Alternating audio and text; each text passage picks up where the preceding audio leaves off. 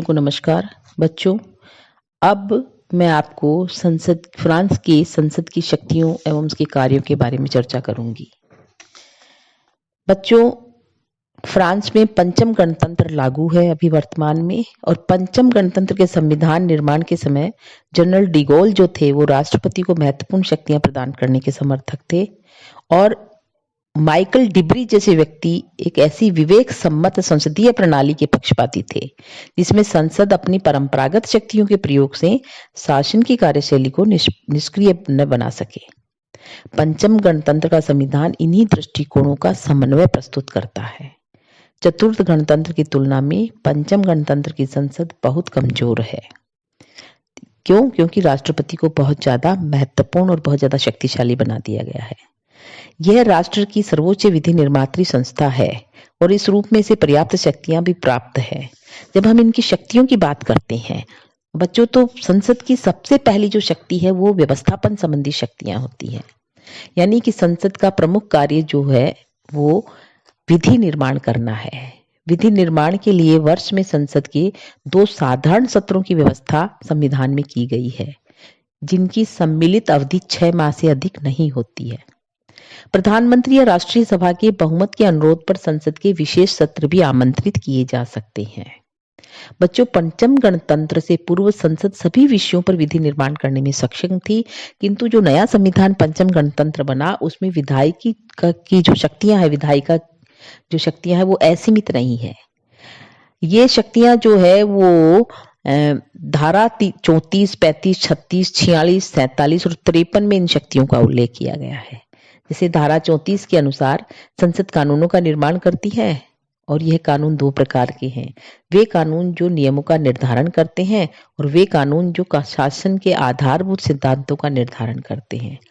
जो पहली श्रेणी के जो कानून हैं वो बच्चों, उनमें कुछ विषय इस तरह से सम्मिलित है, जैसे नागरिक अधिकार, जन नागरिकों की स्वतंत्रता की मौलिक गारंटी, राष्ट्रीय प्रतिरक्षा के लिए व्यक्ति और संपत्ति से संबंधित नागरिकों के दायित्व, राष्ट्रीयता, व्यक्ति का ओहदा और उसका कानूनी अधिकार, विवाह में प्राप्त संपत्ति और उपहार, दुराचार और अपराधों की परिभाषा और उनसे संबंधित दंड प्रक्रिया, राजनीतिक अपराधियों को क्षमादान, न्यायपालिका का जो ओहदा है और उसका जो कार्यक्षेत्र है उसकी नई रचना, संसदीय और असेंबली की निर्वाचन पद्धतियां, सरकारी निगमों की श्रेणी सृजन, असैनिक और सैनिक कर्मचारियों की बुनियादी गारंटी, राष्ट्रीयकरण और सरकारी क्षेत्र से निजी क्षेत्र में संपत्तियों का हस्तांतरण है। इसके अलावा मैं दूसरी श्रेणी की जो बात है, जो श्रेणी है उसमें हम निम्नलिखित बातों को संबंधित मौलिक सिद्धांत भी जो है वो कानून द्वारा निर्धारित होते हैं। जैसे राष्ट्रीय सुरक्षा का सामान्य संगठन, स्थानीय इकाइयों का स्वतंत्र प्रशासन, शिक्षा, संपत्ति संबंधी कानून, श्रम कानून, श्रमिक संघ और सामाजिक सुरक्षा। संसद जो है बच्चों राष्ट्रीय नियोजन से संबद्ध कानूनों को पारित करती है जो राष्ट्र के आर्थिक एवं सामाजिक कार्यों का लक्ष्य निश्चित करते हैं। इन सभी उपबंधों को आंगिक विधि द्वारा विस्तृत और विकसित भी किया जा सकता है। धारा 35 संसद को युद्ध की घोषणा करने के लिए प्राधिकृत करती है। धारा 36 जो है उसके अनुसार घेरा डालने की आज्ञा मंत्रिपरिषद द्वारा दी जाती है, किंतु उसे 12 दिनों से अधिक कायम रखने की स्वीकृति सिर्फ संसद ही दे सकती है। धारा 46 संसद को आंगिक विधियों के निर्माण की तथा धारा 47 वित्तीय विधियों के निर्माण की सत्ता प्रदान करती है। धारा 53 संसद को अंतर्राष्ट्रीय समझौते की पुष्टि का अधिकार प्रदान करती है। धारा 44 जो है वो संसद सदस्यों को विधेयक प्रस्तुत करने और उन्हें संशोधन करने का अधिकार भी प्रदान करती है। धारा 89 जो है 89 संसद सदस्यों को संविधान संशोधन विधेयकों को भी प्रस्तावित करने का अधिकार प्रदान करती है। बच्चों, इस तरह से संसद को अनेकानेक विधायिक शक्तियां प्राप्त है, किंतु संविधान की धारा 16, 38 और 11 द्वारा इन शक्तियों को सीमित कर दिया गया है। संविधान की जो धारा 11 है उसके अनुसार राष्ट्रपति कतिपय विशेष विषयों से संबंधित विधेयकों को मंत्रिमंडल और संसद के दोनों सदनों के संयुक्त प्रस्ताव पर जनमत संग्रह के लिए भेज सकता है। तो जनमत संग्रह जो है वो एक तरह से इस पर प्रतिबंध स्थापित कर रहा है। जनमत संग्रह में बहुमत द्वारा विधेयक का समर्थन किए जाने पर वह सामान्य विधि की भांति उसकी घोषणा करता है राष्ट्रपति। धारा 38 जो है उसके अनुसार सरकार अध्यादेश द्वारा भी कानून बना सकती है। इन सीमाओं द्वारा सरकार पर संसद के अत्यधिक नियंत्रण को रोका जा सकता है। इसके अलावा जब हम कार्यपालिका शक्तियों की बात करते हैं तो बच्चों, फ्रेंच जो संसद है वो कार्यपालिका पर नियंत्रण रखती है। पंचम गणतंत्र की धारा जो है 50, उसमें स्पष्ट लिखा गया है कि जब राष्ट्रीय सभा निंदा प्रस्ताव पारित करती है या सरकारी कार्यक्रम या सरकारी नीति के सामान्य वक्तव्य को अस्वीकृत करती है तो प्रधानमंत्री को अपनी सरकार का इस्तीफा गणतंत्र के राष्ट्रपति को जरूर दे देना चाहिए। और बच्चों, ये बात भी सच है कि फ्रांस में मंत्री परिषद के सदस्य संसद के सदस्य नहीं होते। वे संसद की बैठकों में भाग तो लेते हैं, सांसद उनसे प्रश्न पूछते हैं तथा मंत्रीगण उनका उत्तर देते हैं। संविधान की धारा 52 के अंतर्गत राष्ट्रपति को विदेशों के साथ संधियां करने का अधिकार है, किंतु ये संधियां तब तक कार्य रूप में परिणित नहीं होती जब तक कि संसद उन्हें स्वीकृति प्रदान न कर दे। ये एक प्रकार से अमेरिकन जो राष्ट्रपति है का जो अधिकार है। आपको बच्चों ध्यान होगा कि वुड्रो विल्सन यूएनओ बना था, हमारे यहाँ संयुक्त राष्ट्र संघ बना, उससे पहले राष्ट्र संघ बना था। उसमें वुड्रो विल्सन ने वहां कह दिया, राष्ट्र संघ बना तो दिया लेकिन वो उस राष्ट्र संघ का सदस्य नहीं बन पाए। क्यों? क्योंकि उन्होंने आके जब अमेरिका की जो कांग्रेस, जिसे हम अमेरिका की जो संसद है उसको कांग्रेस कहा जाता है, जब सीनेट में उन्होंने प्रस्ताव रखा तो तुरंत उसको अस्वीकृत कर दिया गया। वो कुछ इस तरह का ही है।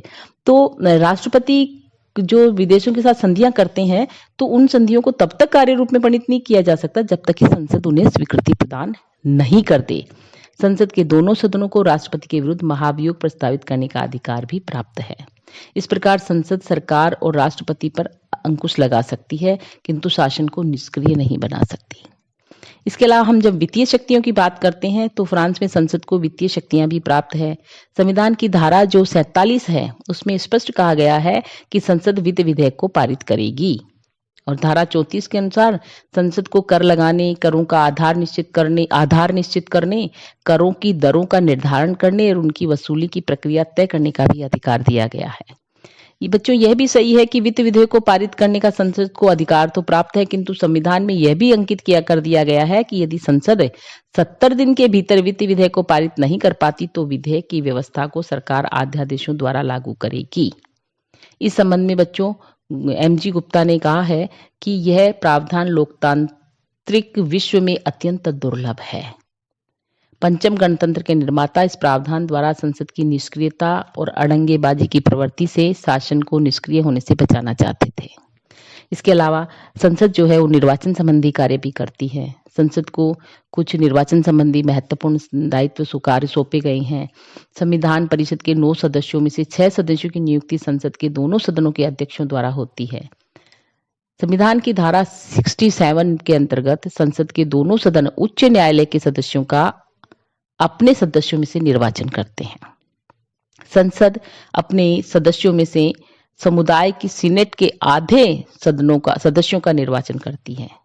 इस प्रकार से बच्चों हम ये कह सकते हैं कि पंचम गणतंत्र के संविधान में पिछली व्यवस्थाओं की तुलना में संसद की शक्तियों को सीमित कर दिया गया है और पहले की तरह अब संसद जो है प्रधानमंत्री का चयन नहीं करती, यानी राष्ट्रसभा जो है प्रधानमंत्री का चयन नहीं करती, राष्ट्रपति करता है। पंचम गणतंत्र के द्वारा एक प्रकार से यहाँ मैंने बच्चों आपको पूर्व में भी बताया था कि फ्रांस जो है वो अध्यक्षात्मक और संस्थात्मक दोनों शासन प्रणालियों का समन्वित रूप है। यहाँ पर समन्वित रूप लागू किया गया है।